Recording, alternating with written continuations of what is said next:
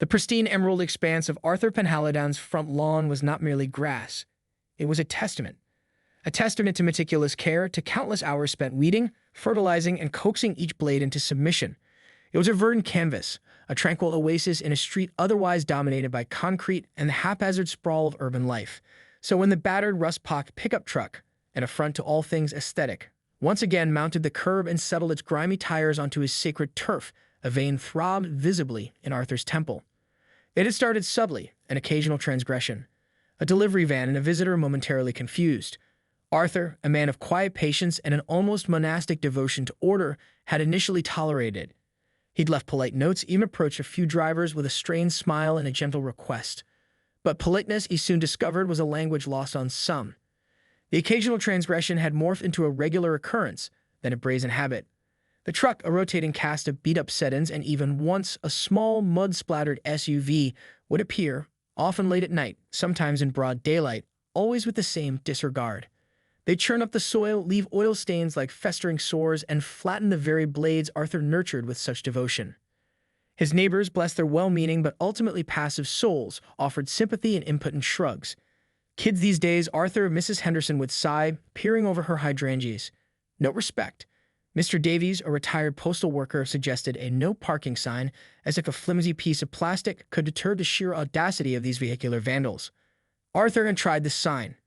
It had been ignored, then inexplicably vanished, only to reappear a week later propped against his mailbox, adorned with a crudely drawn caricature of a grumpy old man. That was the day Arthur Penhaligon's patience, a commodity he'd always believed to be limitless, finally snapped. He was not a man given to grand gestures or public displays of anger. His fury simmered, a quiet, methodical heat that, once ignited, would not extinguish until its purpose was served. He spent the next few days in a state of intense, almost obsessive contemplation. He observed. He noted patterns. The offending vehicles almost always belonged to visitors of the rental property 2 doors down, a revolving door of transient tenants who seemed to view the entire street as their personal parking lot. They were loud, often inconsiderate, and utterly oblivious to the unspoken rules of suburban harmony. Arthur, a retired civil engineer, possessed a mind that thrived on problem-solving. Faced with a challenge, his brain didn't panic, it calculated. He began to sketch. Not architectural blueprints, but diagrams of his lawn, notations of drainage patterns, soil composition, and subtle elevations. He researched local ordinances, finding them frustratingly vague on lawn parking unless it obstructed a public thoroughfare. This was private property technically, but the sheer effrontery of it felt like a violation of his very being. His wife, Eleanor, a woman who understood the quiet currents of Arthur's mind better than anyone, noticed the shift. He was quieter than usual, his brow furrowed in concentration, a glint in his eye that she recognized as the precursor to a project. "What are you brewing, dear?" she asked one evening, watching him pore over a topographical map of their property. Arthur merely smiled, a tight, knowing smile that sent a shiver of anticipation down Eleanor's spine. She knew that smile. It was the smile of a man who had a plan that would undoubtedly involve precision, ingenuity, and a touch of poetic justice. The next time the beat-up blue sedan, a particularly egregious offender, dared to mount his curb, Arthur was ready. He watched from behind his living room curtains as its tires crunched onto the grass, leaving fresh indentations. He saw the driver, a young man with a backwards baseball cap, saunter out and disappear into the rental house. Arthur felt no anger now, only a calm, almost serene determination. The game had begun. He walked out onto his lawn, not to confront but to inspect. He knelt, his fingers tracing the faint lines of the tire tracks, a phantom grid of future possibilities forming in his mind. The trap, he mused, was not just about stopping them, it was about teaching them. And the lesson, he vowed, would be unforgettable. The first phase, he knew, required patience. The second, a subtle modification of his beloved lawn. And the third would be the sweet, sweet sound of justice. Arthur's initial modifications were subtle, almost imperceptible to the casual observer. He started with the drainage. His engineering background told him that water, when strategically managed, could be a powerful deterrent. He spent several evenings under the cloak of twilight, adjusting the sprinkler heads not for optimal lawn hydration, but for maximum saturation in the precise spots where the tires habitually landed. He also began to introduce amendments to the soil in those specific areas, not fertilizers, but a carefully calibrated mixture of clay and a particularly absorbent type of sand. This concoction, he theorized, would create a deceptively soft, almost bog-like consistency when thoroughly wet without overtly altering the surface appearance of the lawn. The true genius, however, lay in what he buried beneath. Using a narrow trenching tool, he meticulously dug shallow, almost invisible channels along the edges of the most frequently violated parking spots. Into these channels, he laid lengths of sturdy, recycled plastic piping, perforated at strategic intervals. These pipes were connected to a small, discreet pump hidden behind a dense azalea bush, itself connected to his outdoor water spigot. The entire system was designed to be activated remotely with a simple flick of a switch from inside his home. It was, in essence, a localized, on-demand swamp. Eleanor watched his nocturnal activities with a mixture of amusement and mild concern. "Are you building a moat, dear?" she'd asked one night, finding him wiping mud from his hands. Arthur had merely winked. "Something like that, my love, a very selective moat." He maintained his usual lawn care routine, mowing and edging with his customary precision, ensuring that no hint of his subterranean machinations was visible. The grass grew back over the disturbed areas, thicker and greener than ever, a perfect camouflage for the impending doom. The first test came a week later. It was the battered pickup truck again, the one that had initially triggered Arthur's resolve. It rumbled up the street, its engine sputtering, and with a familiar lurch, its front tires ascended the curb and settled onto the lush green. Arthur, sipping his evening tea, watched from his living room window, a faint smile playing on his lips. He waited until the driver had disappeared into the rental house, and with a quiet click, he activated the pump. A low hum emanated from the azalea bush, barely audible over the chirping crickets. Water, clear and cold, began to seep into the carefully prepared soil beneath the truck's tires. Slowly, insidiously, the ground softened. The truck, heavy and unyielding, began to sink. Not dramatically, not with a sudden lurch, but with a gradual, almost polite descent. The tires, initially resting on firm earth, now seemed to be nestled in a soft, yielding embrace. Arthur imagined the squelch, the subtle give of the earth, a silent, almost imperceptible sigh of defeat. He let the pump run for a good 15 minutes, ensuring maximum saturation. Then he switched it off. The surface of the lawn, once the water had fully absorbed, looked almost untouched, save for the slight, almost imperceptible tilt of the truck. The trap was set. Now he just had to wait for them to try and leave. The sun dipped below the horizon, painting the sky in hues of orange and purple, but Arthur remained glued to his window. He knew the rental house occupants often kept late hours, and he anticipated the moment of truth. Around 11 o'clock, a door slammed 2 houses down, and the young man with the backwards baseball cap emerged, accompanied by a woman. Their laughter, loud and uninhibited, grated on Arthur's nerves. He watched as they approached the pickup truck, the woman fumbling with her keys, the man already reaching for the driver's side door. The moment the man opened the door and swung his leg in, he paused. A subtle shift in his posture, a slight frown. He tried to start the engine. The familiar sputter, then a weak groan. He tried again. Nothing. The woman leaned in, her voice muffled. Then she too noticed something amiss. She walked around to the front of the truck, her eyes scanning the tires. Arthur held his breath. Suddenly, her laughter died. A sharp, almost theatrical gasp escaped her lips. "What the?" she exclaimed, bending down. The man, now out of the truck, joined her. They both stared at the front tires, which were now visibly nestled deeper into the softened earth. The grass, once a firm cushion, had become a muddy, yielding embrace. The subtle tilt Arthur had observed earlier was now undeniable. The truck was stuck. A flurry of agitated whispers and frustrated gestures followed. They tried to rock the truck, pushing against the fender with grunts of effort. The tires spun, churning up gobs of thick, dark mud that splattered onto the pristine green, a direct assault on Arthur's carefully cultivated masterpiece. He felt a pang of something akin to satisfaction, though he quickly suppressed it. This wasn't about vengeance, he reminded himself. It was about education. After several futile attempts, the young man pulled out his phone, his face contorted in a mixture of anger and disbelief. Arthur watched as he paced, talking rapidly, his voice rising in exasperation.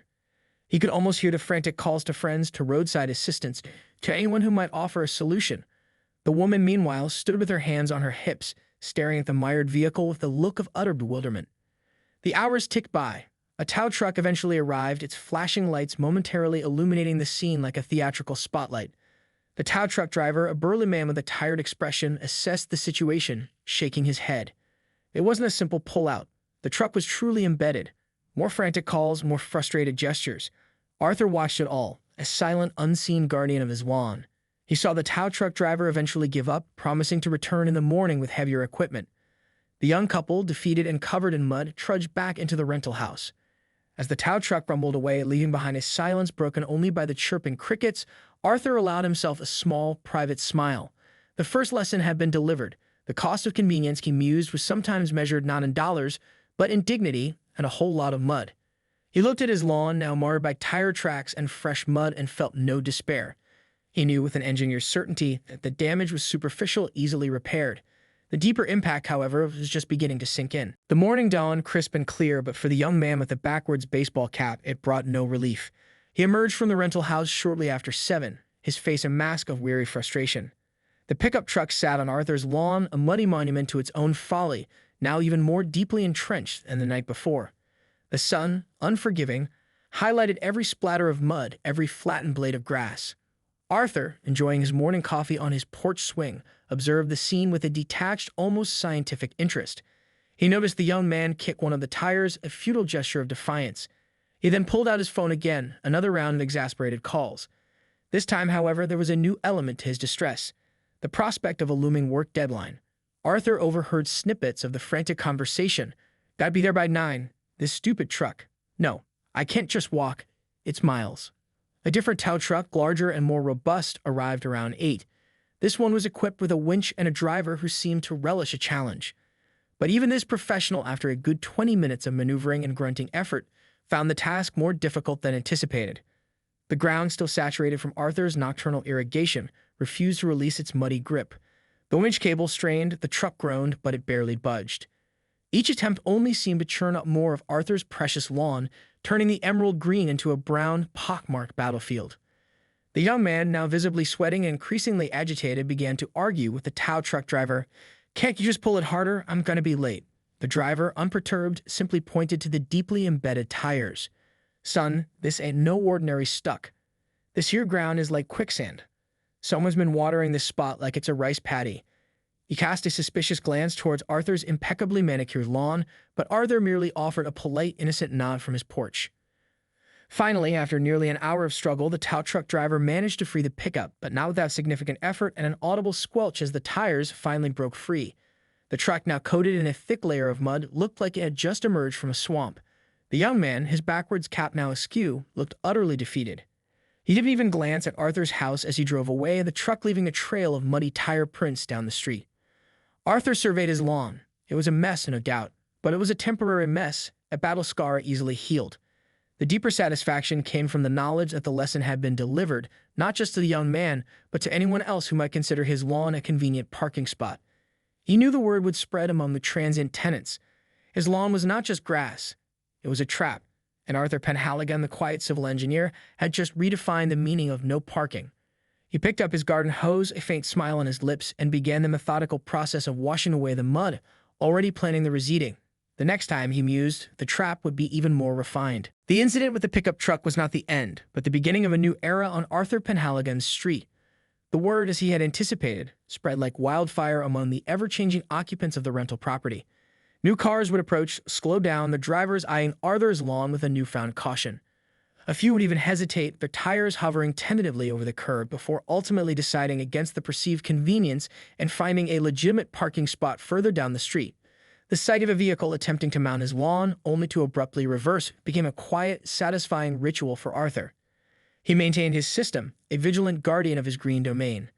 The hidden pipes remained, the pump ready for activation, though its services were rarely needed after the initial memorable lesson.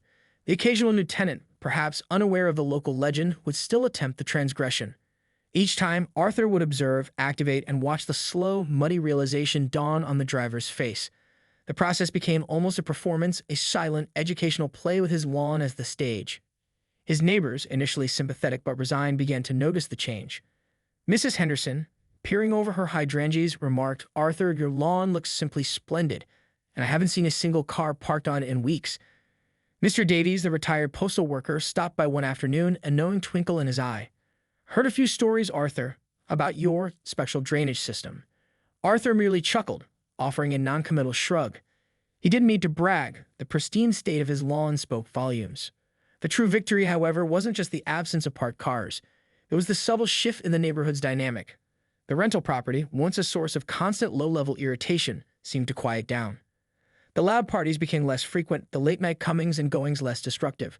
Perhaps the inconvenience of having to park legally or the whispered tales of Arthur's quicksand lawn had instilled a new sense of respect, not just for his property, but for the unspoken rules of community living. One sunny afternoon, as Arthur meticulously trimmed the edges of his now perfect lawn, a new car pulled up to the rental house. A young woman, neatly dressed, emerged carrying a small potted plant. She glanced at Arthur's lawn and at the street and, without hesitation, parked her car correctly at the curb. As she walked past, she offered Arthur a small, polite smile. "Your lawn is beautiful, Mr. Penhaligon," she said genuinely. Arthur paused, his clippers still. He looked at his lawn, vibrant and unblemished, and then at the young woman who had shown the very respect he had fought so hard to instill. He returned her smile, a genuine, unburdened smile this time. The battle was over. The trap had worked, not just in deterring, but in teaching. His lawn was more than just grass. It was a symbol of order restored, a testament to the quiet power of a man who, when pushed too far, had simply decided to put his engineering mind to work, turning a nuisance into a nuanced, unforgettable lesson. And as he resumed his trimming, the gentle hum of his clippers was the only sound, a peaceful symphony of suburban harmony.